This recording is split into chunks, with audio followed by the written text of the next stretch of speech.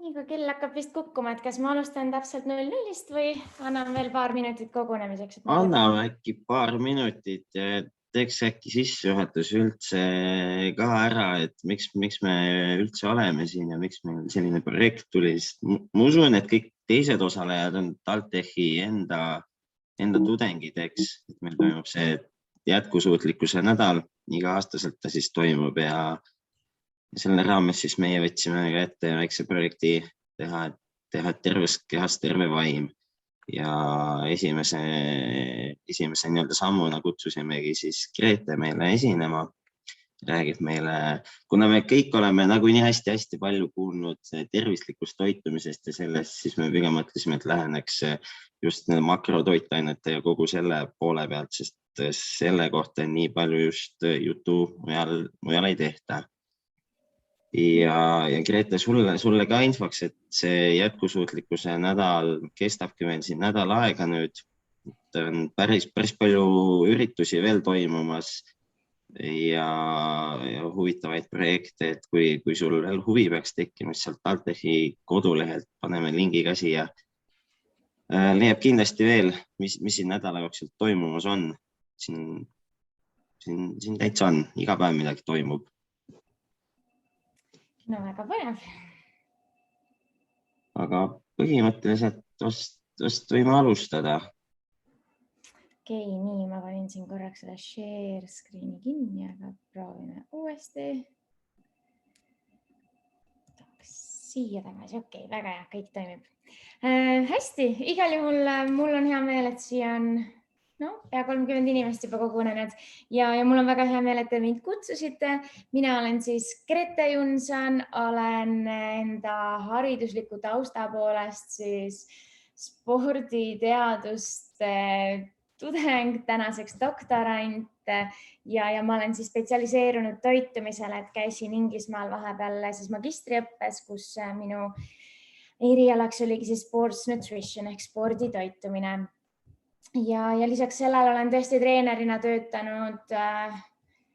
seda juba pea 8 aastat niimoodi erinevates etappides, siis nii grupi või rühmatreenerina, kergejõustikutreenerina, personaaltreenerina ja nüüd siis tegelikult töötan põhikohaga üldsegi spordijuhina siis Tartu Ülikooli Akadeemilises spordiklubis ja askeldangi siis kõrvalt personaalsete klientidega toitumisnõustamisega ja viin aeg-ajalt läbi selliseid koolitusi, kui kuskile kutsutakse, et ongi erinevate alaliitude juures, spordiklubide juures, treeninggruppide juures, et see teema on tõesti väga lai.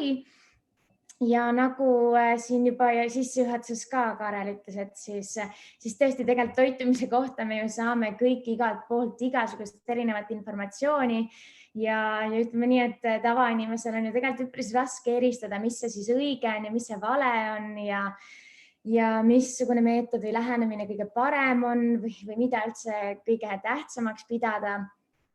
Et toitumine ju puudutab meid kõiki, see on meie kõigi absoluutselt igapäevane tegevus, et siit siis kohe esimese slaidi juurde ka minnes, et see on ju lisaks sellele, et me vajame sööki, kuna meil läheb kõht tühjaks ja energia saab otsa ilma selleta, on see ju ka selline päris paljude inimeste meelistegevus, et saadakse ju kokku, minnakse koos välja sööma või kutsutakse üksteist külla, tehakse süüa, veedetakse sööki tehes aega või süües aega ja ilma selleta keegi meist pikalt vastu ei pea ilma toitumiseta siis, sellepärast et toidu ja ka jookide üks põhifunktsiooniks inimese organismi jaoks on energia, toidust tulenev energia, sest kuskilt mujalt inimorganism siis elus püsimiseks vajalikku energiat kätte ei saa, et päikesevalgusega me kahjuks ei toimi, et see meie jaoks energiat ATP-mehhanismi tööle ei pane. Kuigi me tunneme ennast palju energilisema päikse käes, energilisemana. Aga jah, need, mis me siis toidust ja jookidest saame, on need kilokalorid, et ma usun, et kõik on seda sõna kuulnud, neid kaloreid, õige on siis kilokalor või kuskil on veel kirjutatud kilotšaulid, et kõik need ühikud on natukene erinevad, aga kokkuvõttes tähendavad ühte ja sama asja meie jaoks ehk energiat. ja seda energiat me saamegi siis makrotoitainetest, et sellepärast ongi makrotoitained just makro tähendab suurt ja erinevad toidud siis sisaldavadki neid toitaineid, neid makrotoitaineid ja kohe varsti vaatame siis natukene lähemalt nendele otsa ja lisaks makrodele on meil ka mikrotoitained ehk mikro tähendab hästi väike ja need on siis tõesti sellised ka silmaga nähtamatud toitudes sisalduvad toitained, mis meile küll energiat ei anna, aga on muus osas eluks ja nii-öelda elus püsimiseks väga-väga olulised ja väga vajalikud. Ja korraks tulles tagasi ka minu loengu pealkirjale või nii-öelda esinemise pealkirjale, et oli küll juttu tervislikust toitumisest, aga see tervisliku toitumise termin on minu meelest hästi kõik nagu teavad, et kuidas peab tervislikult toituma või et tervislik toitumine, aga mis see tegelikult endast sisaldab, ongi just see, et me peame toituma mitmekesiselt ja võimaluse korral ka tasakaalustatult ja kus see tasakaalustatus siis tuleb, ongi selline makrotoitainete vahemik. Aga me alustame ühest kõige tähtsamast põhiteadmisest, mis on jälle selline, ma ütleks nii, et kui kõik inimesed seda teadmist või tarkust, antud slaidil olevat tarkust siis igapäevaelus rakendaksid, siis meil oleks kõvasti vähem selliseid igapäevaseid või kroonilisi terviseprobleeme, millega meil inimesed siis arstide juurde jõuavad enda krooniliste haigustega ja pean siis just silmas sellist pidevat kaalutõusu, et energia tasakaal on selline termin või selline reeglipärasus, mis tähendab, et sama palju, kui me energiat kulutame, meie organism või meie keha, siis päevaks ju kokku, täpselt sama palju me peaksime seda energiat ka sisse tarbima. Ja sellisel juhul meie kehakaal säilib. Ja see on nüüd just rääkides täiskasvanud, siis juba täiskasvanud, arenenud inimesest, kes ei ole enam kasvueas ja kes ei pea enam pikkusesse kasvama või lihaseid luudele kasvatama juurde, et arenev organism muidugi vajab natukene teist või põhineb natukene teisel reeglipärasusel, aga täiskasvanud inimene võiks selle energia tasakaalu määrust või seda tarkust siis igapäevaelus kogu aeg rakendada ja siis tegelikult meil võiks kogu elu vältel see kehakaal ilusti säilida. Et ei ole selline asi, et vanaduse kasvades või vanaduse suurenedes, ea suurenedes, siis meie kehakaal peaks ka kogu aeg tõusma. Et see on puhtalt tingitud meie elustiilist, meie tegemistest, meie toitumisest väga suurel määral. Ja sellele vastupidiselt siis, kui me soovime kehakaalu alandada, kehtib reegel, et see tarbitud kaloraaž või see toiduga siis tarbitud jookidega tarbitud energia hulk peab olema väiksem sellest, kui palju me päeva jooksul kulutame. Ehk peab tekkima selline defitsiit, nagu ka siin esimesel pildil all näete, see kõige vasakpoolsem. Et see, kui palju me, vastupidi, kõige parempoolne siis jah, et see, kui palju me ise sisse tarbime, peab olema väiksem võrreldes sellega, kui palju me ära kulutame. Ja seda on võimalik kahel viisil tekitada, et kas me siis hakkame toidu ja jookide osas tagasi hoidma või me tõesti suurendame kehalist aktiivsust, hakkame rohkem trenni tegema, liigume rohkem ja selle arvelt ka ju tegelikult meie kulutatud kalorite hulk, energia hulk suureneb ja jättes toitumine samasuguseks on ka võimalik siis seda negatiivset energia tasakaalu või energia defitsiiti esile kutsuda. Ja kolmas juhtum on siis see, ütleme nii, kõige enim meil ühiskonnas siis silma paistev juhtum, kehakaalu tõusmine, et päevane energiakulu, mida meie organism või keha siis päeva jooksul kulutab, on kahjuks väiksem sellest, kui palju me sisse tarbime. Ja seeläbi tasapisi kehakaal tõusebki mõnel natukene jõudsamalt, vastavalt siis sellele, kui palju ta üle tarbib seda energiat, neid kaloreid, kilokaloreid ja mõnel natukene aeglasemalt, et aegamisi aastatega on siin 2 kilo üks aasta, 2 kilo teine aasta ja nii nipsti 5 aastaga on 10 kilo juures. Et tegelikult see on puhtalt meie enda tekitatud üldjuhul, et muidugi on haiguslikke juhtumeid ja juhtumeid siis, kus see on lihtsalt tingitud mingitest muudest faktoritest ja sellele on raske vastu hakata, aga üldjuhul ikka öeldakse, et õhust ja armastusest inimene paksuks ei lähe, et ikkagi need lisakalorid, see lisakaal, see lisarasv, mis meie kehale siis paiknema hakkab, see peab ju kuskilt ikkagi tulema ka, et tühjast kohast need rasvavarud meil suurenema ei hakka. Ja kohegi siis selline pilt või natukene konkreetsem näide siia ette, et kust me seda energiat siis täpsemalt saame. See ongi siis toidud ja joogid ja nendest siis me saamegi kaloreid või kilokaloreid või kilotšaule. Ja kindlasti silmas pidada ka, et väga paljudest jookidest saame seda ka, et ei ole nii, et ma ei olegi tänapäeval midagi söönud, aga olen mitu smuutit joonud või terve mahlapaki, et ka sealt tegelikult tuleb see energia. Ja see energia hulk on siis vastavalt selline, et 1 gramm süsivesikuid annab meile 4 kilokalorit, samamoodi 1 gramm valku 4 kilokalorit, aga rasvad on siis pea topelt suuremad energiakoguse mõttes, et 1 gramm rasva annab meile pea 9 kilokalorit.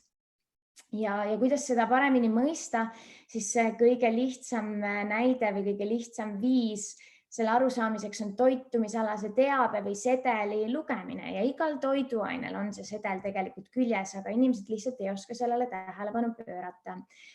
Ja näiteks olengi teile siia lihtsalt toonud muidugi kõige klassikalisema kanafilee ja riisi. See ei tähenda muidugi seda, et see on nüüd ülitervislik ja kõik ainult seda peaksidki sööma, aga lihtsalt need on sellised puhtad näited, näiteks kanafilee, miks ta on hea või miks seda on hea tarbida, kuna ta on hästi puhas valguline toode.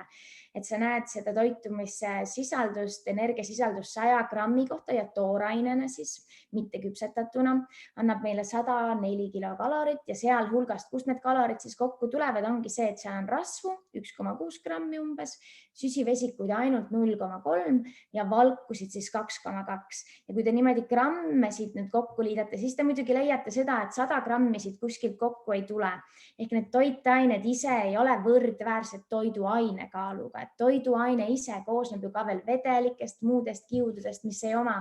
inimese organismi jaoks energeetilist väärtust ja ta on lihtsalt nii-öelda maht. Et need toitained ehk siis valgud, süsivesikud, rasvad ei pea täpselt sama palju kaaluma kui see toit kokku. Ja siia kõrvale kohe näide riisist, mis on siis hästi puhas süsivesiku toiduaine ja 100 grammi kuivainena riisi annab meile siis 350 kilokalorit, sealhulgas näete rasvade hulka, näete süsivesikuid on selles 100 grammis nii-öelda 350 kalorist siis 79 ja valkusid ka 6,8, et ei ole ka seda, et üks nii-öelda valgukomponent või süsivesiku komponent koosneb ainult ja ainult valkudest või süsivesikutest, et nad on kõik ikkagi kombinatsioon erinevatest toitainetest. Ja vahepeal segan ka või ütlen ka, et kui kellelgi tekib küsimusi, siis tegelikult võite kas chati kirjutada, äkki keegi aitab mul ka sellel silma peal hoida ja saame ka jooksvalt küsimustele vastata. Et lõpus küll jätame ka sellele aega, aga tihtipeale tuleb ju hoo pealt mõned head küsimused, et siis võite proovida märku anda ja lahendame need küsimused ka kohe ära. On ka minul põnevam, et ei ole lihtsalt monoloog. Nii, aga lähme siit edasi, lähmegi natukene detailsemalt siis nende makrotoitainete juurde, et kõik on jälle seda sõna kindlasti kuulnud, mis need makrod on, siis mis loomad nad on või mis nad teevad. Et loetakse siis makrotoitaineteks inimese organismi jaoks peamiselt valgud, süsivesikud, rasvad. Ka vesi kuulub makrotoitainete alla ja tegelikult kuulub makrotoitainete alla ka alkohol, kuna ta on täitsa eraldi siis ka selline toitainegrupp ja öeldakse või on siis leitud, et 1 gramm puhast alkoholi annab meile 7 kilokalorit, et kui me nüüd siin eelmisel slaidil nägite süsivesikute rasvade kaloraaži hulka, siis sinna juurde võib panna ka, et 1 gramm alkoholi annab 7 kilokalorit ja vastavalt sellele siis ka alkohoolsed joogid on samuti energiaallikad, aga küll aga seda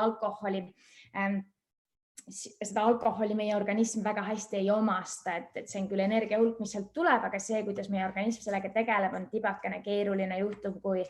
ta on süsivesikute, valkude ja rasvadega. Ja vesi meile siis energiat ei anna, küll aga ta on väga oluline makrokomponent meie organismile. Ja ülevaatena siis ma olen välja toonud protsentuaalselt, kui palju meie inimese organism siis ühte või teist makrotoitainet vajab just nimelt sellises päevases lõikes 24 tunni jooksul. Need protsendid muidugi ei ole kõige parem soovitus, kuna rääkides nüüd toitumisnõustamisest, siis muidugi on võimalik hästi individuaalselt paika panna grammi täpsusega, kui palju üks või teine inimene võiks tarbida süsivesikud, rasvasid, valkusid vastavalt enda eluviisile, enda eesmärkidele. aga selline protsentuaalne siis näide või ülevaade sobib võib-olla suuremale populatsioonile, et head pilti ette maalida. Ja alati mulle meeldib näitena tuua ka taldrikureeglit, et see on ka selline lihtne inimestele kõikidele teada, absoluutselt isegi lapsed teavad taldrikureeglit ja tegelikult see on ka kõige lihtsam viis, et kui me tegelikult sellest taldrikureeglist kinni hoiaksime iga toidukorra puhul, siis meil oleks ka väga hästi tasakaalustatud toitumine. Ja vot see nüüd siin tulebki nüüd mängu seesama tasakaalustatus, et me võime süüa küll hästi tervislikult, pidevalt häid toiduaineid, puhtaid toiduaineid, värskeid toiduaineid, aga kui hästi on meil ikkagi tasakaalus need erinevad makrotoitained seal taldrikul meie menüüs ja siis kogu 24 tunni jooksul või kogu päeva jooksul ja nii päevast päeva. Et see tasakaal tähendabki seda, et meil on suurem osa meie energiast, meie toidutarbimisest peab tulema süsivesikutest, sealhulgas üks osa need süsivesikud on siis sellised rikkalikumad süsivesikud ehk energiarikkamad, nagu ongi sai, leib, teraviljatooted, kartul, pasta, riis. Et need on siis suurema energiasisaldusega, suurema süsivesikute sisaldusega, nagu me just nägime ka seda riisi näidet seal. Ja teine osa, suur osa peaks tulema köögiviljadest, puuviljadest. Et ka köögiviljad ja puuviljad on puhtad süsivesiku komponendid ja neis on muidugi ka hästi palju vett ja seetõttu nad ongi pisut lahjemad. Et näiteks porgand ei ole sama energiasisaldusega nagu on kartul, kuigi nad on mõlemad köögiviljad, aga nende energiasisaldus ja just nimelt see süsivesikute kontsentratsioon siis on seal erinev. Ja need köögiviljad on kõvasti lahjemad, mistõttu neid me võiksime justkui kõvasti rohkem ka süüa. Ja muidugi köögiviljad, sellised värvilised toiduained ja puuviljad on hästi-hästi mikrotoitainete rikkad ehk vitamiinide ja mineraalide rikkad, mistõttu on oluline, et me neid väga mitmekesiselt tarbimine. Jälle tuleb mängu see mitmekesisuse faktor, et see tasakaalustatud ja mitmekesisus just nimelt siit pärinebki. Et kui meil kõikidel tekiks arusaam, laiem arusaam sellest, miks me peame neid reegleid või nii-öelda neid näpunäiteid või soovitusi siis igapäevaselt järgima, siis tegelikult siit see põhjus tulebki et meie organism vajab õiges vahemikus neid makrotoitaineid. Võiksin isegi näitena jälle tuua, et see on justkui kütusesegu, et kui üks auto meil sõidab bensiini pealt, siis sellesse automootorisse sa ei taha ju diislit panna, et see mootor võib rikki panna. Samamoodi see kütusesegu, mida me enda organismile, inimese organismile anname, võiks ka olla heas vahemikus nendes makrotoitainete poolest ja kui me seda head vahemikku või head tasakaalustatud siis ei järgi, siis me justkui annamegi vale kütust oma organismile ja seeläbi meie keha ei toimi nii hästi, kui ta võiks ja me tunneme ennast halvasti või ta ei toimi nii optimaalselt siis, nagu me tahaksime, et kellel on ainevahetuse probleemid, kellel muidu loiv olek, kes tunneb väsinuna ja nii edasi, et kõik sellised asjad ongi siis tulnud just nendest põhjustest, et inimesed ei oska seda õiget makrotoitainete tasakaalu järgida. Ja ma näen, et Kelly on siia küsinud kohe ühe küsimuse, et miks peab suurem osa energiast tulema süsivesikutest ja kas low carb, high fat, ma eeldan, on siis lühendina LCHF ja keto toetajad on valel teel. Mida teeb suurem süsivesikute tarbimine veresuhkruga? Seepärast süsivesikud, et number üks energia või millest inimorganism siis ATP-d ehk energiat toodab, ongi süsivesik, see on kõige lihtsam ja kõik süsivesik vahet pole, kas ta on siis tulnud teraviljast või viinamarjast või meest või valgest suhkrust, muundub meie organismis ühtemoodi glükoosiks, et ta käib läbi kõik seedimise protsessi, imendumise protsessi, üksjagu läheb varudesse, maksa ja lihastesse, aga üldjuhul seesama süsivesik vaikselt siis kogu aeg imendub meile glükoosina verre ja see glükoos seal veres ongi meie jaoks selline peamine energiaallikas ja me tahame seda glükoositaset seal veres pidevalt hoida, et kui see glükoositase veres madalamale läheb, siis me tunneme ennast uimasena, väsinuna, trenni tehes pole jaksu, võib täitsa pilt eest minna ja vastupidi, et kui see glükoos siis hästi kõrgeks läheb, siis me olemegi selles sugar rush'is nii-öelda, et öeldakse, et väga ilgelt energiline tunne, aga samas jällegi see kaua ei kesta, kuna inimese organism on nii tark masin, et ta suudab kõik vajalikud ained ja kõik vajalikud vahemikud nagu kehatemperatuur, glükoositase, pH-tase, mis iganes, suudab kogu aeg hoida ühes mõnusas vahemikus enda jaoks ja nii kui üks või teine läheb kuidagi kõrgemaks või madalamaks, siis meie organism kohe reguleerib seda. Ja seetõttu jah, siis suurem osa energia peab tulema süsivesikust, sest sedasi on meie organism lihtsalt ehitatud, selline mootor ta juba on. Need, kes siis tarbivad kõrge rasvaga või ketodieet siis tähendabki endast seda, et süsivesik on praktiliselt nulli jäetud ja suurem osa energiast tuleb rasvadest, aga see rasva töötlemine organismi jaoks, et sealt siis seda õiget glükoosi ehk süsivesikut, mida me siis energiaks kasutame ATP tootmiseks, on pisut keerulisem protsess ja seetõttu me ei pruugi ennast niivõrd hästi tunda kogu aeg. Et muidugi on vast inimesi, kes ütlevad, et neile see väga hästi toimib, aga ilmselt ma eeldan ka, et need inimesed ei ole väga kehaliselt aktiivsed, sellepärast et mida suurem ja intensiivsem on meie kehaline ja füüsiline tegevus, seda rohkem just seda süsivesikut me tarbime. Rasvasid energiaks kasutame me, öeldakse siis ainult täieliku hapniku juuresolekul. Ehk kui me puhkame, teeme mingit väga aeroobset tegevust, et meie südamelöögi tase kõrgele ei lähe, et sellisel juhul me suudame neid rasvu kasutada energiaks. Ja veel kolmas põhjus on see, et meie närvisüsteem ehk kogu meie närvisüsteem ja aju on loodud toimima ainult ja ainult süsivesikute pealt ehk glükoosi ehk põhimõtteliselt siis suhkru pealt. Ja kui meie organism siis seda kätte ei saa, siis meie närvisüsteem küll suudab ümber õppida ja kohaneda, seda nimetatakse siis ketoosseisundisse langemiseks ja sellisel juhul siis hakkab närvisüsteem ketokehades seda energiat ammendama, aga see on üpris pikk ja keeruline protsess ja põhimõtteliselt see nõuab väga suurt ja sellist vaevarikast tööd meie organismi poolt, mistõttu see ei ole nagu eelistatud, pluss ta ei ole ka jätkusuutlik, sellepärast et tavatoitu, kui me vaatame, kui me üldsegi käime ka kuskil väljas söömas või mis iganes, siis tavatoitujal on kõige lihtsam sellise klassikalise makrotoitainete vahemikuga toime tulla, et üldjuhul meie energia või meie toidulaud ikkagi koosnebki sellest taldriku reeglist, et 1/3 on seal valkusid või 1/4 on seal siis sellist suuremat, rikkalikumat süsivesiku komponenti, pea 50% on salatit, võiks olla salatit, köögivilju, midagi sellist. Ja see rasvakomponent siis tuleb sinna juurde kõrvale, kas lihakoostisena või mingi kastmekoostisena, et see rasvakogus tegelikult ei tohiks liialt suur olla, kuna sellest rasva tarbimisest on hästi lihtne ka suuremat kaloraasi hakata tarbima just seetõttu, et 1 gramm rasva annab meile 9 kilokalorit ja seda rasva meie organism säilitab ju päris hästi, et meie kehas on tegelikult rasvavarusid küll ja veel, mistõttu seda liialt palju peale tarbida justkui tark tegu ei ole. Ja me räägime ka natukene hiljem veel sellest, miks see nagu oluline on. Ma loodan, et Kelly sai siit endale vastuse ja ka teised. Ja lähemegi edasi, kohe vaatame vaikselt otsa mikrotoitainetele, et me liialt palju sellele ei peatuks, sellepärast et kohe järgmisel slaidil näete ka miks. Et mikrotoitained siis tõesti on mineraalid ja vitamiinid, et kõiki vitamiine, mida me teame ja tunneme, A, B, C, D, E, mineraalained nagu soolad, magneesium, kaltsium, raud, omega-3 rasvhapped ja nii edasi. Et need siis tõesti tulevad hästi kirjudest toitudest kokku. Inimese organism vajab neid toiduga saaduna nii-öelda sellepärast, et ise meie organism neid sünteesida ei oska. Aga meil on neid väikeseid mikrotoitaineid siis vaja erinevate protsesside, füsioloogiliste protsesside toimimiseks, et nad on sellised kaasosalised.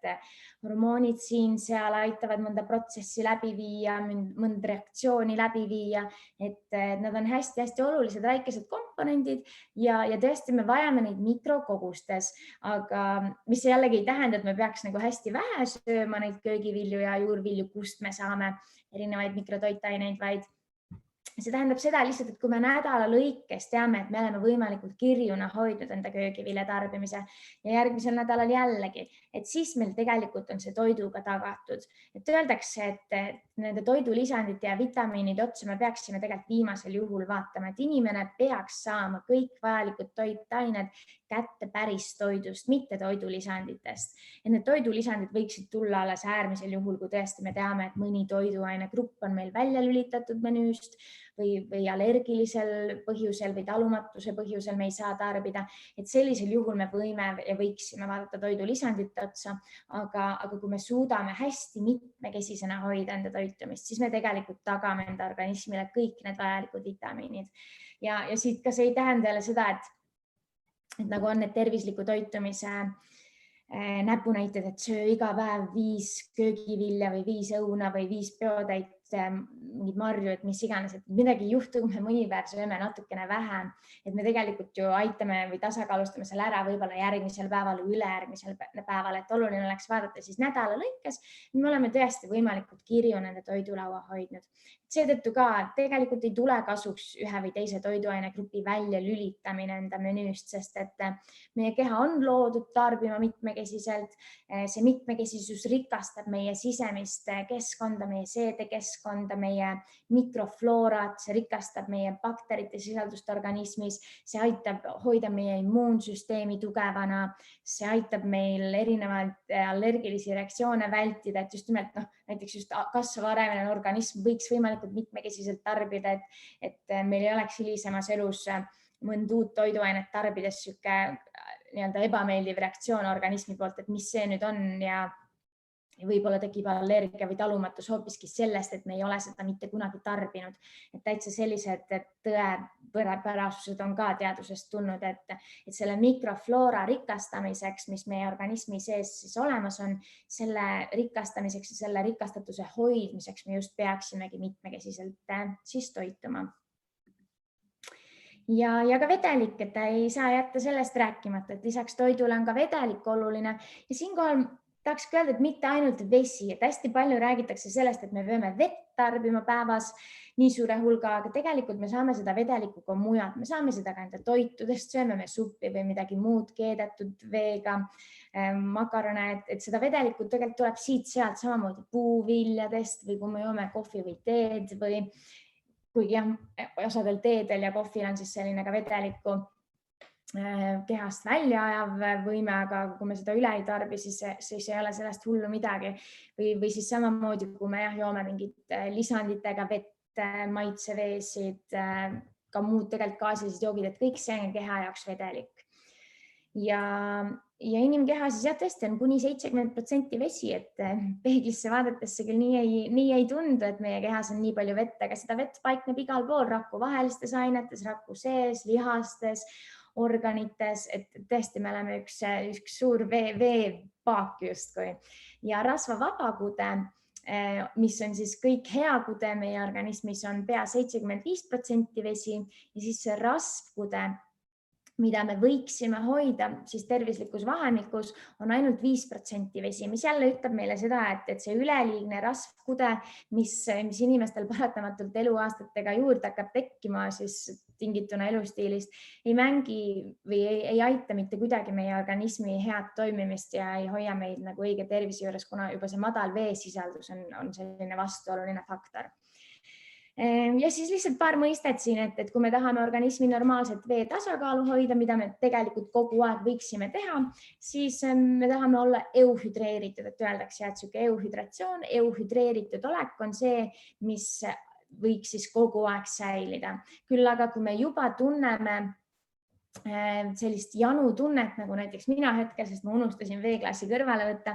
kurk hakkab kuivama, siis tegelikult on juba vedelikupuudus meie organismis tekkinud ja me oleme mingil määral hiljaks jäänud. Ehk siis dehüdratsiooni või dehüdratatsiooni ja vedelikupuudust oleme me kõik 100% tundnud ja pea igapäevaselt ka tunneme, et see vedeliku vahemik meie kehas niimoodi kõigub üles-alla kogu aeg. Ja siit Kellil jälle küsimus väga hea, kas gaseeritud mineraalvee joomist peakski piirama, et tema on värskast sõltuvuses. Tegelikult ei pea, et see on väga okei, et lihtsalt jah, mineraalvesi tähendab, et seal on soolasid siis sees, et on pisut soolase maitsega ja need soolad on ju meie jaoks mikrotoitained, mis on ka vajalikud, et ma usun, et sa nii palju ei suuda seda vett tarbida, et sa pidevalt oleksid nagu üks selline mulksuv, et sul hakkab kõht täitsa mulksuma kogu aeg ja tunned, et vett on nagu liiga palju kehas. Ja samas see vedeliku tarbimine väga palju sõltub ka inimestest, et see on indiviidipõhine. Mõni inimene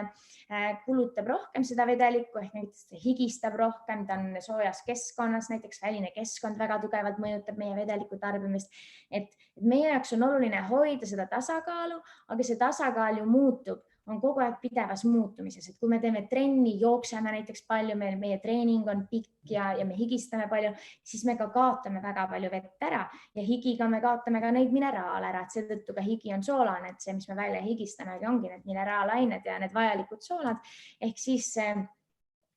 mineraalvee joomine jälle tuleb meile hästi kasuks. Ja sinna juurde ka, et see, kas sa jood seda vett gaseerituna või tavalisena, tegelikult ei määra nagu mitte kuidagi. Et pigem lihtsalt vaadata jälle individuaalses võtmes, kui see on sinu jaoks okei, kui see ei tekita sinus ebamugavustunnet kõhus, siis aga palun, et ma alati julgustan ka selle vedeliku tarbimise juures leidma endale parim võimalik versioon, et me ei pea lihtsalt seda puhast vett sisse kaanima, kui me tunneme, et see meile ei meeldi. Et võimalik on ka teha see vedeliku tarbimine enda jaoks meeldivaks. Ja tõesti, vedeliku kaotus võib olla kuni 3 liitrit tunnis sellistes hästi intensiivsetes oludes ja kui see 3 liitrit tunnis on vedeliku kaotus, siis see tähendab, et me tegelikult peame selle 3 liitrit ka kohe kogu aeg tagasi tarbima. Et me ei tahaks üldse sinna dehüdratsiooni või vedeliku puudusesse langeda, vaid me peaksime kogu aeg seda vedeliku taset hoidma siis sellel samal euhüdreerituse tasemel. Et näiteks ka näide, et kui inimesed treeningu käigus kaotavad kehakaalu, siis see ei ole nagu see, et ma kulutasin ja kaotasin nii palju kehakaalu trennile või et ma põletasin rasvasid, vaid see on puhtalt vedeliku kaotus, mis meiega treeningu ajal juhtub, et me kaotame lihtsalt kehamassi vedeliku arvelt ja tegelikult see ei ole hea, et me võiksime vedeliku taset kogu aeg säilitada. Ja hüperhüdratsioon on küll selline siis justkui üleliigne vee tarbimine, aga see tähendab ka üleliigset vee kontsentratsiooni kehas ja just nimelt tavalise vee kontsentratsiooni mineraalidega, siis võttes mineraalidega siis nii-öelda kõrvuti. Ja Karel tõstis käe. Ja, aga mõtlesin, kui sa just ütlesid, et sul endal ka pole veeklaasi kõrval, eks, et kurk hakkab juba kuivama, aga teeme siis sihukese pooleminutilise veepausi äkki, et sa saad endale vett tuua, sa saad kõik endale klaasikese võtta ja siis on kõigil hea olla. Teen seda ja tehke teised ka, jah.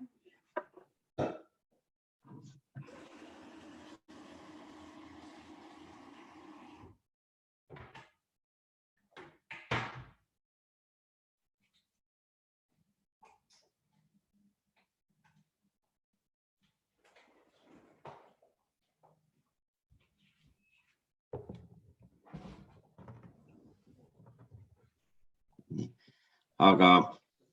vee kohta veel, ma küsis ka, et kuidas suhtud nendesse veepäevadesse, mõned inimesed teevad, et ma nüüd 2-3 päeva teen veepäeva, joon ainult vett, et kas sellel asjal on pointi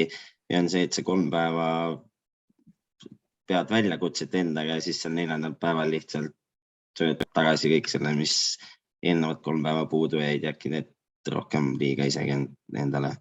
Jah, väga hea tähelepanek, et põhimõtteliselt see nii-öelda ainult joomise arvelt ja just vee joomise arvelt on ju tegemist paastumisega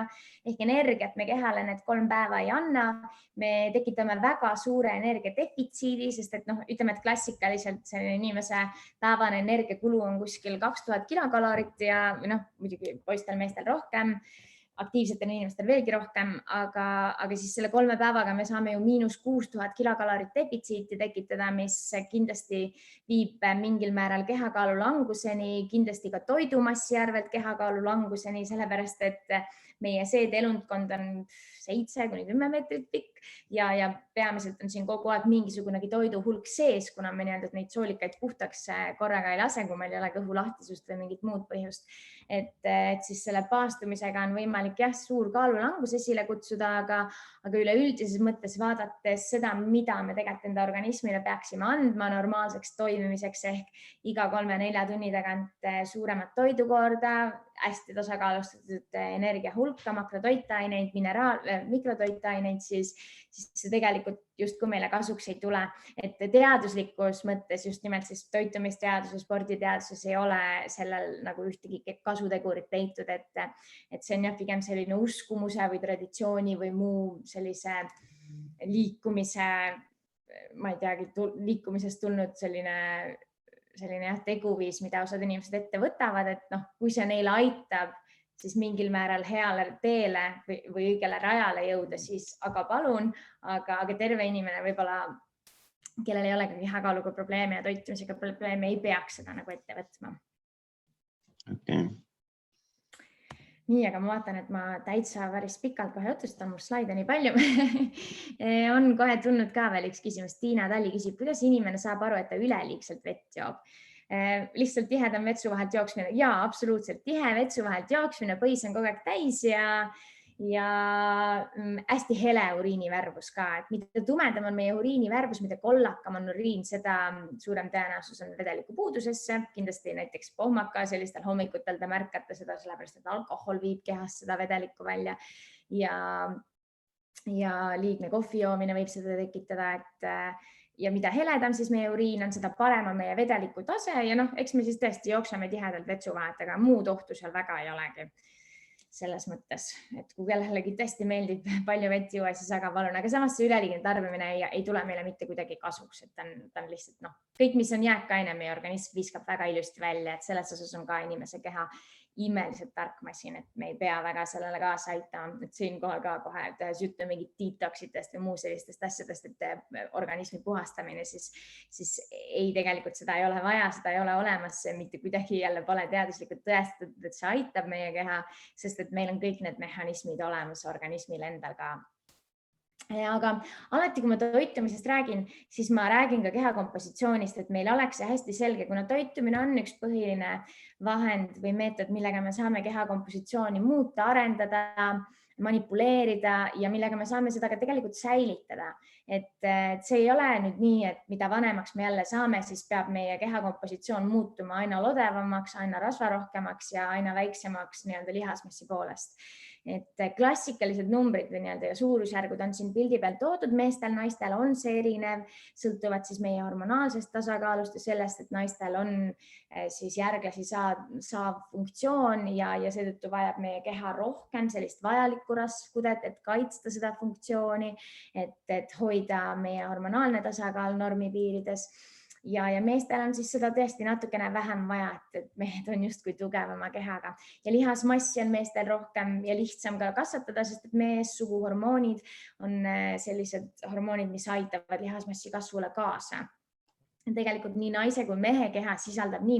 meessuguhormooni kui naissuguhormooni, lihtsalt see vahekord on erinev. Ja need kehakompositsiooni näitajad tegelikult võiksid meil säilida kogu elu, kui me rakendaksime siis kehalist aktiivsust, rakendaksime stiimulit meie lihasmassi treenimiseks, arendamiseks ja säilitamiseks ja pööraksime tähelepanu siis sellisele heale tasakaalustatud toitumisele ja ei tarbiks üle, et meil see rasvamassi hakkaks suurenema, sest kõik, mis on ületarbimine, üleliigne energia, läheb meil rasvkoesse ja mitte nüüd sellesse vajalikku rasvkoesse, vaid sellesse soovituslikku rasvkoesse. Et te näete, see soovituslik rasvkude võiks tegelikult olla seal 12-15 juures ja liidetuna siis kokku see kogu keharasvaprotsent. Meestel võikski siis olla kuni sinna 20% ja naistel siis kuni 30%. Et öeldakse, see on selline väga okei tervislik. Muidugi ta võib olla seal +-5 ja äärmistel juhtudel ka kõvasti madalam sportlaste puhul ja nii edasi. Aga sellist üleliigset rasvkude meil tõesti tegelikult vaja ei ole ja see üldjuhul on tingitud puhtalt siis ületarbimisest. Aga jah, tegelikult me võiksime kuni 60. eluaastani säilitada samasugust kehakompositsiooni, mis meil on näiteks 25-selt. Et seda saab teha seeläbi, et me hoiame lihasmassi. Lihasmassi saab säilitada siis jõutreeninguga ja sest, et vananemisel on see faktor küljes, et lihasmass hakkab atrofeeruma ehk vähenema vananedes, aga kui me anname stiimulit enda organismile lihastele, siis see lihasmass tegelikult suudab säilida ja me suudame seda säilitada, ehk me ei pea siis tõesti minema vananemisega suuremaks, rasvasemaks ja nõrgemaks. Ja siit kohe see üks selline minu lemmikslaid, ma ütleks, et kui inimesed hakkavad rääkima, mis on toitumise juures oluline ja hästi palju tahetaksegi pöörata tähelepanu erinevatele toidulisanditele, vitamiinidele ja seda, et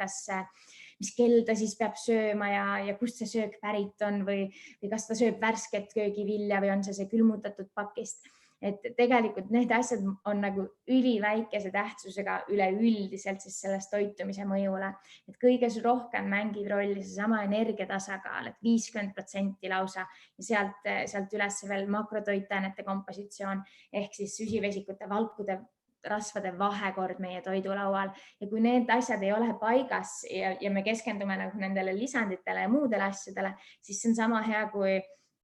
ilma vundamendita majale katuse ehitamine, et sul ei ole seda katust mitte kuskile panna ja midagi sellega peale hakata. Ehk see mitte kuidagi ei aita kaasa sinu eesmärkidele, kui sul ei ole see vundament paigas, kui sul ei ole energia tarbimine paigas, energia tarbimise arusaam paigas ja samamoodi see makrotoitainete kompositsioon siis sinna otsa ja kui meil on need asjad paigas ja siis me tahame juba detailsustesse minna, siis okei, me võime rääkida sellest, aga tõesti sinna jäämäe tippu võiksid jõuda alles inimesed, kes on, ma ei tea, tippsportlased või kes põhimõtteliselt ongi spordis ainult või siis mõnidel haiguslikel juhtumitel. Ja samamoodi kõrval selline see väiksem püramiid ütleb meile ka seda, et hästi paljud inimesed tahavad ju just nimelt treeningut ja kehalist aktiivsust kõige olulisemaks mängida või tembeldada, aga tegelikult see kehaline aktiivsus ja liikumine on selle püramiidi tähtsuselt alles seal ülevalpool, et mis on kõige olulisemad asjad meie organismi jaoks on magamine ja sealt alles see toitumine, kuna need on tegevused, millega me kõige suurem osa enda päevasest ajast tegelikult nii-öelda tegeleme. Et kui meil ei ole une vahekord ka paigas, kuna me peame magama ju 7 tundi, selline minimaalne, on muidugi erandeid 5-tunniseid, aga 7-9, kellele lausa 10 tundi vaja, et siis see 24 tunnist on väga suur hulk, kui me peame magama või nii-öelda väga suur osakaal on magamisel, sealt edasi toitumisel, kuna me peame toitumisega vähemalt 3 korda päevas tegelema või võiksime, siis jällegi see on päris suur ajahulk sellest 24 tunnist, kui me peame toitumisega tegelema ja liikumine tuleb alles sinna juurde, et öeldakse, et päevas kuskil 30 minutit võiks igaüks ennast vähe intensiivsemalt või sellist füüsilist koormust siis rakendada, et see on selline hea, mis aitab säilitada meie tervist ja olla siis täie tervise juures. Ja kõik see ülejäänud, mis siis tõesti jälle tahetakse jõledalt, tahetakse käia massaažides, tahetakse süüa värskeid köögivilju, toidulisandeid tarbida, mingid ekstravagantseid tegevusi, et umbes siis nad on tervislikud, aga endal on unegraafik täiesti sassis. Et selles mõttes seal ei ole mitte mingit pointi, see massaaž või muu toidulisand ei aita mitte kuidagi sul saada paremaks, kui sul ei ole unegraafik veel paigas või korras. Et sellised prioriteedid siis, millest peab alustama ja millele tasub rõhku panna, kui tõesti muudatust või muutust esile kutsuda. Ja vaatame siis otsa ka sellele, millest meie energiavajadus sõltub. Ehk siis vastupidiselt ka sellest, kui palju me peaksime tarbima ja see on hästi erinev, sellepärast et iga inimene on mingil määral erinev, on erineva kehakompositsiooniga, on erineva kehalise aktiivsusega, aga need komponendid on siis ka sellised, et kõige enam tegelikult mõjutabki kehakompositsioon meie energiakulu ja seeläbi ka meie energiavajadust, sest mida rohkem meil on jälle seda head lihasmassi, siis seda suurem on ka meie organismi või meie keha energiavajadus, sest et lihasmass ja see lihaskude meie kehas on aktiivne kude, mis kulutab energiat, mis nõuab palju kütust, ütleme nii, et see on siis jälle võrdluseks autode juures, kui meil on üks väga võimsa mootoriga masin, mis väga palju kütust tarbib, siis ja vastupidiselt meil on mingi väga väikese mootoriga masin, mis nii-öelda on hästi öko, väga kiire ka ei ole. Et siis samamoodi on ka inimorganismi puhul, et mida rohkem meil seda lihasmassi on, muidugi me kõik ei pea nagu Arnold Schwarzeneggerit seetõttu olema, aga sellise suurema lihasmassiga organism töötab vähe võimsamalt, vajab rohkem kütust ja see ainevahetus on seeläbi vähe intensiivsem või siis see ainevahetuse kulu hulk on vähe intensiivsem ja nii edasi. Et seetõttu see lihasmassi treenimine ei ole pelgalt jutt, et me kõik lihtsalt head välja näeksime, vaid see tõesti aitab kaasa ka meie organismi normaalsele toimimisele või heale funktsioneerimisele. Meestel ja naistel on erinev see energiakulu, sellepärast et jälle tulles tagasi kehakompositsiooni juurde, naistel on väiksem lihasmass, naiste keha on pisut kergem, pisut nii-öelda siis ökonoomsem ja seeläbi ka väiksema energiakuluga, mistõttu naised ei saa tarbida või nii-öelda üldjuhul klassikaliselt naised ei saa tarbida sama palju, kui mehed tarbivad, et see on meie jaoks ületarbimine. vanus mängib rolli kindlasti või noh, see vanus jälle selles võtmes, et mida vanemaks me jääme ja kui me ei pööra tähelepanu, siis lihasmassi säilitamisele, kehakompositsiooni säilitamisele, siis ka meie toidu tarbimise hulk peab vähenema, sest vastasel juhul me lihtsalt hakkame üle tarbima. Uni oluline, nagu juba räägitud, aktiivsus on tegelikult hästi väike osa või nii-öelda ainult 30% öeldakse tavainimese puhul. Küll aga suur ring on seal ümber, see punane on sellisel juhul, kui meil on tegemist ikkagi sportlastega, kes teevad 2 korda päevas trenni, kelle tööks ongi trenni tegemine, siis nemad peavad, nende aktiivsus muidugi on pea nii-öelda kõige suurem komponent kogu päevasest energiahulgast. Väike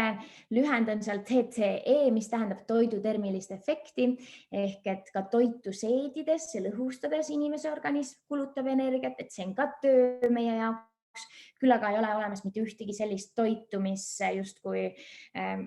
mida süües me kulutame rohkem energiat, kui me sellest toidust kätte saame, et igal toidul on ikkagi energeetiline väärtus olemas. Ja Karoli küsib, et mitu tundi enne magama minekut on mõistlik söömine jätta. Hästi individuaalne. Ma ütlen ausalt, mina võiksin süüa pool tundi enne või nii-öelda süüa ja kohe uinuda, mul tuleb väga mõnus uni. Aga samas on ka inimesi, kes ütlevad või öeldakse et umbes võiks paar tundi enne, et siis meie keha ei pea tegelema siis selle seedimisprotsessiga ja me saame rahulikult uinida. Aga jällegi, see tuleb tagasi selle sama prioriteetide selleni, et kas me peame pöörama sellele tähelepanu, et mis kell me sööme ja kuidas meie toidukorrad on, et esmalt peaksime pöörama tähelepanu sellele, kas me teame, kui palju me sööme, kui palju me energiat sisse tarbime, kas see on meil ilusti ära jaotatud päeva peale ja siis nagu pigem, kui meil siis see energia tasakaal on paigas, siis ei ole nagu väga vahet, me võime ka keset ööd süüa, et oluline on seesama energia tarbimine kogu 24 tunni peale ja kui sulle sobib süüa õhtul hilja või ka öösel, siis aga palun. Ja samamoodi ka hommikuti, et see hommikusöök ka, et öeldakse küll, et kui me ärkame, siis me oleme justkui 8 tundi paastunud, pole üldse söönud, veresuhkur on madal, et võiksime tarbida süsivesikut, see aitab veresuhkru üles viia ja meid energilisemana siis tundma panema ja seetõttu siis hommikusöök on kõige olulisem. Küll aga jälle isiklikult olen olnud selline, kes sööb hommikusööki alles hiljem, ei vaja hommikul süüa ja ka paljud teised inimesed, et sa ei pea, kui sa tunned, et sa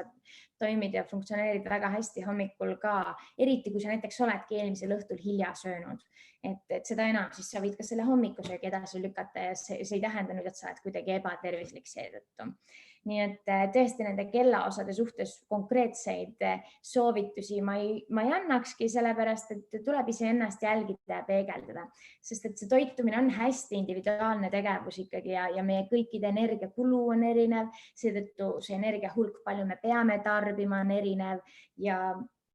nii edasi. Aga kui nüüd natukene siis selliseid täpsemaid soovitusi anda toitumise osas, siis kõige lihtsam on jälle võib-olla kujutada ette sellist taldriku reeglit, proovida seda rakendada iga toidukorra puhul ja mõelda nüüd, kui te vaatate seda pilti, seda joonist siin, siis sellise toitumispüramiidi peale, et siin on esindatud kõiksugused erinevad toiduained, mis omakorda esindavad kõik erinevaid toitainete gruppe ja ütleksime nii, et see ei tähenda, et me peame iga päev selle püramiidi vääriliselt toituma, vaid kui me saame nädala lõikes sellise ilusa püramiidi, kirju püramiidi kokku, siis ongi väga-väga hästi ja umbes niimoodi me võiksimegi ka neid tervisliku toitumise soovitusi enda igapäevaellu rakendada, et mitte seda liialt keeruliseks mõelda. Et hästi palju inimesed kardavad ja tunnevad, et see tervislik toitumine on jõle raske ja kõikide nende soovitustega kaasas käia on praktiliselt võimatu, kui me tahame neid iga päev rakendada. Aga kui me tõesti mõtleme pikema perspektiivi peale, nädala lõikes suudame mitmekesiselt tarbida, siis see ongi see, mis loeb, sest et see on ka jätkusuutlik, et sa suudad seda ühte nädalat korrata järgmisel nädalal ja ülejärgmisel nädalal ja järsku vaadadki otsa enda aastale ja mõtled, et kuskil 75% enda 365 päevast sa tegelikult tarbisid väga hästi ja mitmekesiselt ja sinna juurde siis need mõned patupäevad või mõned päevad, kui sa ei saanud nii hästi toituda, kui sa tahaksid või tarbisid sa siis üle või tarbisid sa siis alkoholi, mis iganes, et see 25% või siis ütlemegi 60 päeva 365 päevast, mis sul aasta peale ära kuidagi jaguneb, ei ole üldse hullu ja see on täitsa okei, see on täitsa inimlik, et me päris nii robotid ja masinad ka ju ei saa olla, et me kogu aeg kõiki neid reegleid järgime. Aga millele võib-olla rõhku pöörata lisaks sellele taldrikureeglile on puhtale valgutootele, et kui me vaatame otsa enda valguallikatele, siis jällegi jah, see kanafilee on hea valik, kuna ta on hästi puhas, ta on rasvavaene, et hakklihal ja hakklihal kahjuks on vahe. Et just vaadata seda, kust see toit pärineb ja missugune on selle toidu siis makrotoitaineline koostis, vaadata selle toiduaine sedelit. Ja siit kohe küsimus Karolilt, et palju rämpstoitu siis süüa võib, hamburger ja friikad. Ausalt ütlen, kui sul on väga hästi paigas, kui sa tead, kui palju sa tarbid, mis on sinu energiakulu või energiahulk, palju sa võid tarbida, mis on sinu makrod, kui sa tead ka nii-öelda süsivesikute tarbimise hulka ja kui sa tead, kui palju seal hamburgeris ja friikates näiteks rasva on, siis sa võid seda iga päev tarbida, kui sa suudad selle ära tasakaalustada ja sinna juurde tarbida ka teisi asju ja ei lähe sellest nii-öelda üle. Et on olemas täitsa teadusuuring, kus minu meelest üks meesterahvas, üks ise õppejõud tegi, ma ei tea, kas ta tegi 8-nädalase või 12-nädalase siis kaalulangetus nii-öelda vahemiku aja ja selle aja jooksul ta tarbis ainult kiirtoite, ainult valmis toite, mida sai osta nagu välismaal on see Tesco pood või kuskilt rämpstoidu selliseid. Aga kuna ta oli hästi paigas see energiahulk, kui palju ta sisse tarbis, ta trackis seda mingi äppi või muu sellisega, pani kõik kirja, püsis enda makrotoitainete vahemikus, nii-öelda tal oli hästi tasakaalustatud see ja ta võttis väga edukalt alla ja kõik tema tervisenäitajad ka paranesid. Ehk jälle, me ei pea pöörama tähelepanu sellele, missugune see toit ise on või kust ta pärit on. Kui meil on paigas see makrode ja energiahulga tasakaal, siis kõik on võimalik ja seda võib täpselt samamoodi nimetada tervislikuks toitumiseks, sest et see on teadlik ja sul on see nii-öelda selge, sa lihtsalt ei lahmista endale sisse, vaid sa tead, kui palju ja mida sa tarbid. Ehk palju seda süüa võib, ma ei saagi seda öelda. Muidugi me peame lihtsalt mõtlema selle peale, et kõik see rämpstoit on käinud kuskilt õlist läbi, ehk ta on frititud, friikad üldjuhul on frititud, ehk ta ei ole puhas kartul, vaid sinna tuleb väga suur hulk rasva kaasa. Rasv omakorda, selline peidetud rasv veel eriti, on väga suur energiaallikas, energiahulk, mida me siis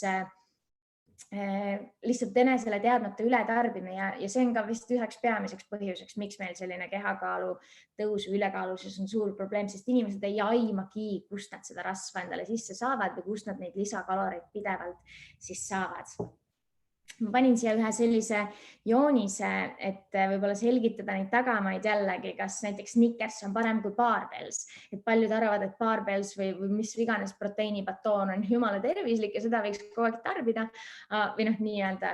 see on ju parem valik. Aga tegelikult neil on hästi erinev makrotoitaineline sisaldus, mis tähendab, et Snickers on selline suhkrupomm, pisut ka rasvane ja kalorasi poolelt see väike 50 grammi, kuskil 240 kilokalorit, Barbells seal juures 200 kilokalorit ehk energiahulga mõttes nad ei olegi liialt erinevad, küll aga selles Barbellsis ei ole niivõrd palju süsivesikuid ja on palju rohkem valku ehk tema sobib võib-olla treeningu järgselt, kui meil on vaja valku tagasi tarbida. Snickers jällegi sobib enne treeningut, et meile energiat anda, et see glükoosi tase veres kõrgele viia. Ja Eliis küsib, et võiks rääkida ka sellest, mis on jätkusuutlik ja keskkonnasõbralik toitumine. Ja absoluutselt, sinna juurde käibki see, et me võiksime vähem osta pakendatud toitusid, me võiksime vähem osta juba nii-öelda protsesseeritud toitusid, ehk me võiksimegi seda puhast toitu rohkem tarbida. Toit, mis ei ole töödeldud ja kuskile pakenditesse pistetud, vaid puhas selles mõttes ka, et ta ikkagi ongi võib-olla koosneb ainult ühest toidu makrotoitainest. See on ka tegelikult üks väga hea tervisliku toitumise nõuanne või üleüldse siis, kuidas enda toidulauda paremaks muuta, on see, et me ei osta kananagitsaid ja ei pea seda enda valguliseks komponendiks, vaid me ostamegi päriselt mingisugusegi puhtama lihatoote või piimatoote, mis koosnebki võimalikult palju ikkagi ühest makrotoitainest, mis ei ole läbi põimutud kõikidest makrotoitainetest, nagu on erinevad vorstid, viinerid, kananagitsad, et sellised toiduained siis, millel justkui ei saagi liigitada ühekski nii-öelda makrotoitaine allikaks. Et kui me näiteks riisi saame liigitada süsivesiku allikaks ja kanafilee valguallikaks või piimatooted valguallikaks, siis tooted, mis on niivõrd kirju sisalduse poolest, me ei saagi neid justkui mitte kuskile liigitada. Et võib-olla sellised näpunäited. Kuna mul on slaide veel üksjagu ja aega on juba päris palju läinud, siis julgelt jälle esitage küsimusi vahele ja ma lihtsalt vaikselt lähen nende slaididega ka edasi, et siis me ikka jõuame lõpule ka. Aga võib-olla lihtsalt korraks pööran tähelepanu ka sellele jälle, et mis on see hea ja halb toit, et paljud arvavad, et valge sai on halb toit, seda ei tohiks tarbida või sai teeb paksuks ja nii edasi, aga tegelikult neil on lihtsalt erinevad taustad, et jälle, kui kiiresti see süsivesikuallikas meie veresuhku siis üles viib, ehk kui kiiresti see meie organismi imendub ja tegelikult sellel on ka omad eesmärgid, et enne trenni või enne intensiivset tegevust või kui me ei ole tükk aega söönud ja tunneme ennast uimasena, siis me võiksimegi sellist kõrge süsivesiku või kõrge glükeemilise indeksiga toitu tarbida, mis on justkui pisut suhkrurikkam, aga mis tõesti imendub kiiremini ja seeläbi me saame ka selle energia ja sellise parema tunde kätte. Ja vastupidiselt siis need madalama glükeemilise indeksiga, need imenduvad pikemaajaliselt, mistõttu need on sellised täisväärtuslikumad siis toidukorrad, kui me teame, et meil on aega seedimiseks ja ongi näiteks õhtuti pigem tarbida madala glükeemilise indeksiga toitu, samamoodi ka võib-olla hommikul, et siis seda energiat jagub meil pikemaks ajaks, et ei ole nii, et sööd hommikul, näiteks hommikuhelbed iseenesest ongi sellised töödeldud kiired toiduaine, mis sa sööd nagu kähku sisse, saad kähkuselt selle energia kätte, aga juba 1,5 tunni pärast tegelikult tunned, et see energia hakkab ära vajuma ja kõht hakkab uuesti tühjaks minema. Et sealt tuleb see vahe ka sisse, et otseselt häid ega halbu ei ole, aga tuleb lihtsalt mõista seda tausta ja neid põhimõtteid, et miks me üht või teist toiduainet tarbida võiksime.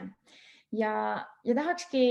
võib-olla jõuda selle loenguga ka sinna või üldsegi inimestega, kes siin täna kuulavad, et teil tekiks arusaam sellest, et toit koosneb erinevatest toitainetest ja tegelikult neid toitained me peame enda organismile pakkuma võimalikult kirjult. Ja kui me tahame enda toidulauda parandada, siis me peamegi otsa vaatama sellele, et missugused need toitained nendes toitudes on,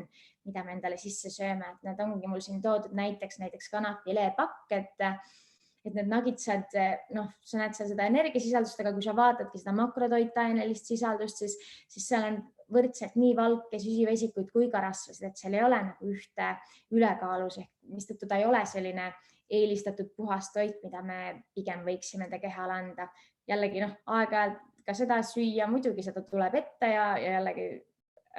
midagi ei juhtu, kui meil on hästi see tarbimine kontrolli all, aga pigem me võiksime igapäevaselt rakendada seda puhta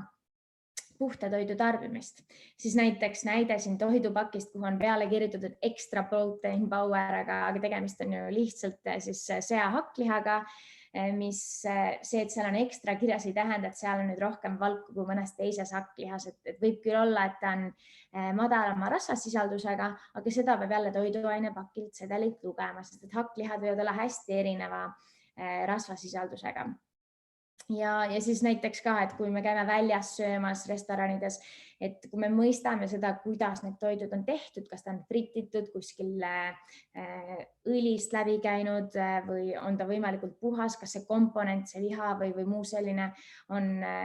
nii-öelda siis jällegi kas õlist praetud, on ta rasvasem tükk või mitte. Et vastavalt sellele, kui meil tekib see arusaam, siis me saame ka väljas süües teha paremaid valikuid. Kuigi muidugi jällegi sellise jätkusuutlikkuse seisukohalt ja nii edasi oleks tore, kui kõik inimesed suudaksid endale juba päevased toidud ette mõelda, ise valmistada, võtta kaasa, kasutada karbisüsteemi ja nii edasi, et jällegi sellist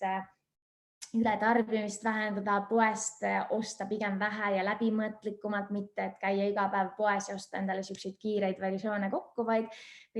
ikkagi osta koju, küpsetada valmis ja kasutada siis ka kodus kokkamine ei pea tegelikult kaua aega võtma, et on olemas väga kiireid lahendusi, kuidas teha endale kokku siis tervislik ja maitsev söök. Siin jälle näiteks olen toonud 2 toidukorda, siis üks on Caesari salat, mis on McDonaldsis, teine kanaburger. Et hästi paljud arvavad, et see kanasalat on justkui tervislikum ja parem valik, aga kui vaadata nüüd seda portsjoni hulka, siis siis tegelikult salatis on rohkem kilokaloreid, kui on kanaburgeris näiteks. Ja okei, burgeri kõrvale muidugi lähevad alati ka friikad, aga lihtsalt selline näide, et samamoodi see salati portsjoni hulk näiteks, mina vaatame 100 grammi kohta, et see on 6,3 rasva, päris madal süsivesik 6,3 ja valk on 8,9, üpris selline lahja sisaldus. Burgeris seevastu siis rasv on 10,2, ei olegi liialt palju rohkem kui salatil, küll aga süsivesikute hulk on kõvasti suurem ja see siis tuleneb sellest saiast, sellest kuklist, mis seal on. Ja valk on muidugi natuke kõrgem kui salatil, sellepärast, et seal on ka väike selline kana siis pihv vahel, küll aga see ei olegi kõige parem valguallikas. Et jälle lihtne viis või lihtne, kuidas hakata mõistma paremini neid toitusid ja nende toiduainete sisaldust. Ja mis veel, et kui sa kuuled igasuguseid nõuandeid siit-sealt, loed mingit terviseportaale või Postimehe artikleid, siis tegelikult on hästi palju kahtlast ja sellist valeinformatsiooni liikvel, et hästi palju on ju sisuturundust, kus üks või teine toitumismeetod või toidulisand kirjutab artikli ja seal reklaamib siis ainult enda lahendust. Ja tegelikult on ka päris totraid asju, et inimesed kipuvad uskuma. Näiteks, ma ei tea, see 4 põhjust, miks puusikoore seemine on sinu kehale kasulik, et kõik, mis kuskil keegi väidab, et on kasulik või tuleb kasuks, siis see võib ka olla väga-väga totter ja kindlasti inimene ei peaks hakkama puusikoort närima, et see ei ole meie jaoks mingi toit ja kõik, mis on roheline ja keegi kuskil ütleb, et on kasulik, ei pruugi ka seda kohe olla.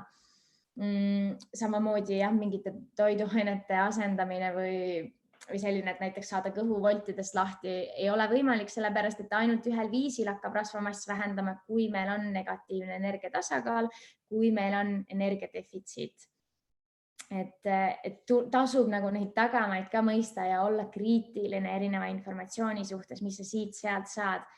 Et see dieet või toitumisviis, mis kellelegi sobis, ei pruugi kohe ka sulle sobida, sest just nimelt need toitumisvajadused on individuaalsed, toitumiseelistused on individuaalsed, meil on erinevad maitse-eelistused, mistõttu me ei pea sööma kõike, mis mõnele teisele meeldib ja samamoodi meil on ka omad uskumused, et kui tõesti keegi usub mingit teatud nii-öelda siis ongi see siis kas keskkonnale mõeldes toitumisvalik või usul põhinev toitumiseelistus või toitumisvalik, siis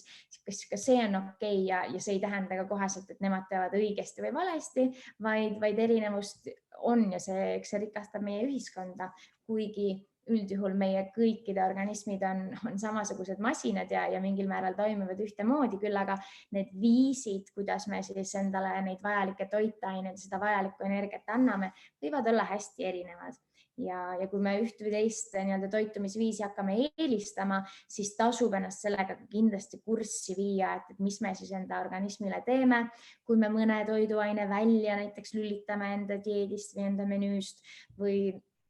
kui me mõne toiduainegrupi välja lülitame, et selles mõttes on see ikkagi oluline tagada kõik need vajalikud mikro- ja makrotoitained, olgugi siis, kas me oleme veganid näiteks, et ei tarbi üldse liha ega ühtegi loomset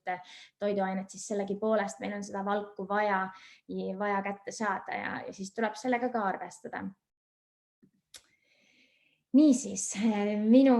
tänasest esinemisest proovi jätta see meelde, et mida mitmekesisemalt sa toitud, seda parem sinu organismile. Ja et õige toitumine siis ei ole õiget ega valet, aga kui sa proovid rakendada neid häid soovitusi, siis see aitab sul ennast igapäevaselt hästi tunda ja see kindlasti aitab sul enda treeningutega paremini toime tulla, kes tahab füüsiliselt või kehaliselt aktiivne olla. See aitab sul enda õpingutega paremini toime tulla, et kõik sellised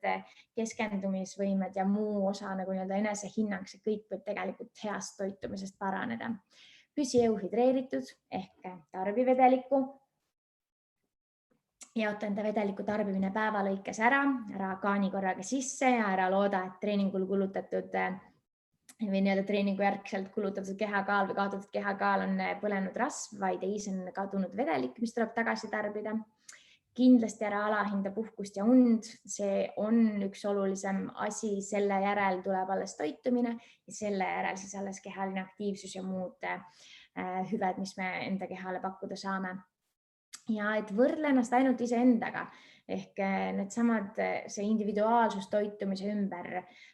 on ikkagi hästi oluline ja me ei saa rakendada samu eelistusi või toitumisviise või sama kaloraasi isegi, mida keegi teine meie kõrval, kuna see sõltub hästi erinevatest faktoritest ja kui sa tahad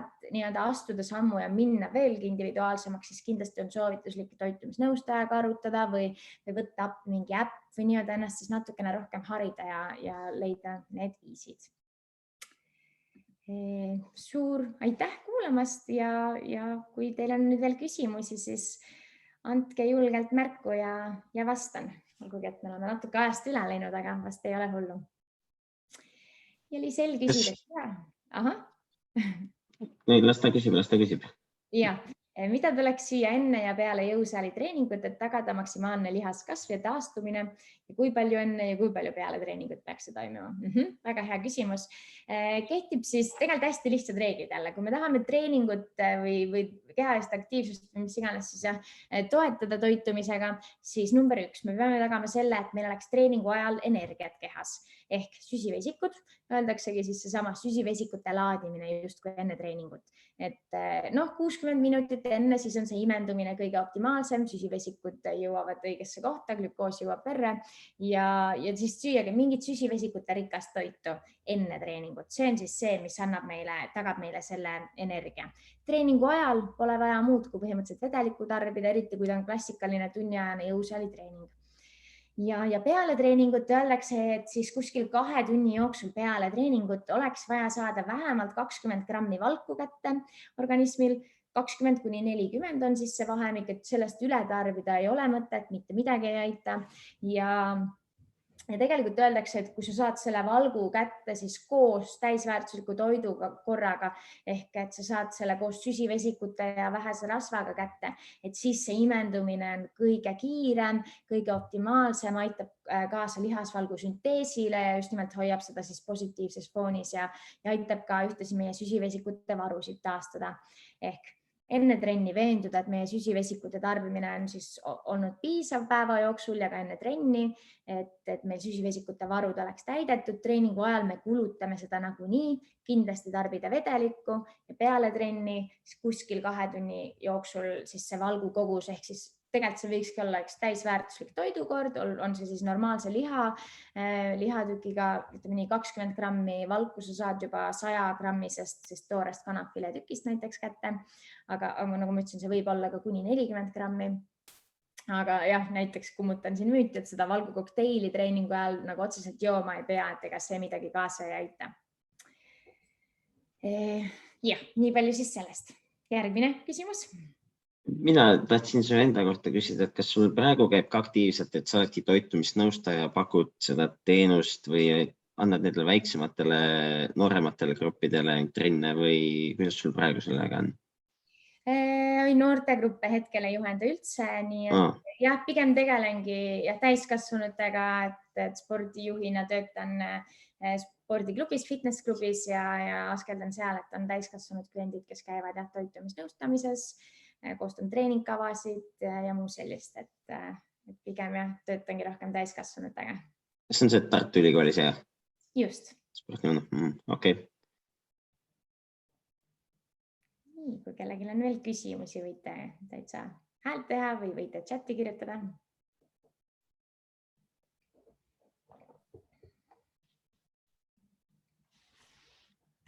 Vaata, enne tegelikult siin korra küsimus käis läbi ka sellest ketodieedist toetajate ja kogu sellest on. Et kui hullu see siis nüüd ikkagi teeb, kui otsustadagi, et ma nüüd, ma ei tea, kaua see on nädal, 2-3,